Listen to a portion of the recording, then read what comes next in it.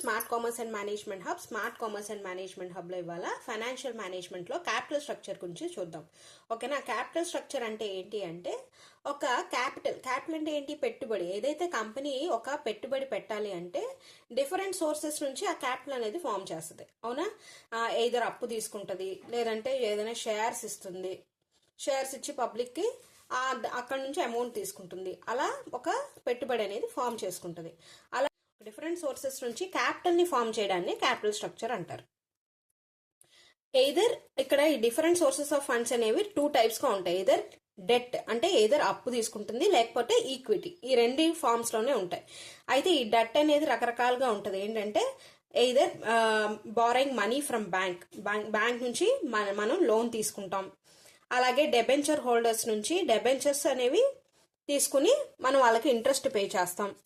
లేదా short term loans అంటే short period of టైంలోని లోన్ అనేది రీపేమెంట్ చేస్తాం లోన్ తీసుకుని. లేదా కన్వర్టబుల్ బాండ్స్ అంటే బాండ్స్ అనేవి ఇచ్చి వాళ్ళకి అమౌంట్ పే చేయడం బదులు వాళ్ళకి ఆ అమౌంట్ కి షేర్స్ ఇచ్చేస్తాం అనమాట. అలా తీసుకుంటాం. ఇవన్నీ కూడా డెట్ కింద వస్తాయి. అలాగే ఈక్విటీ అంటే కామన్ స్టాక్ అంటే ఇప్పుడు ఈక్విటీ షేర్స్ ఇస్తాం. అలాగే ప్రిఫరెన్స్ షేర్స్ ఇస్తాం. ప్రిఫరెన్స్ షేర్ హోల్డర్స్ అంటే ఏంటి, ఫస్ట్ ప్రిఫరెన్స్ వాళ్ళకి పేమెంట్ చేస్తాం. ఇవన్నీ కూడా మనం ఆల్రెడీ డిస్కస్ చేసుకున్నాము. ఎవరైనా చూడకపోతే మన ఛానల్కి వెళ్ళి చూడండి. డెబెంచర్స్ అంటే ఏంటి, ఇవన్నీ కాస్ట్ ఆఫ్ క్యాపిటల్లో వస్తుంది. అలాగే రీటైన్డ్ ఎర్నింగ్స్ అంటే ఏంటి, ఏదైతే మనం ఇన్వెస్ట్ చేసి డివిడెండ్ పే చేయాలో డివిడెండ్ పే చేయకుండా దాన్ని రీఇన్వెస్ట్ చేస్తారనమాట. రీఇన్వెస్ట్మెంట్ చేస్తే దాన్ని రీటైన్ ఎర్నింగ్స్ అంటారు. ఓకేనా. ఇన్వెస్ట్మెంట్ చేసి దాని నుంచి వచ్చే ఎర్నింగ్స్ అనమాట.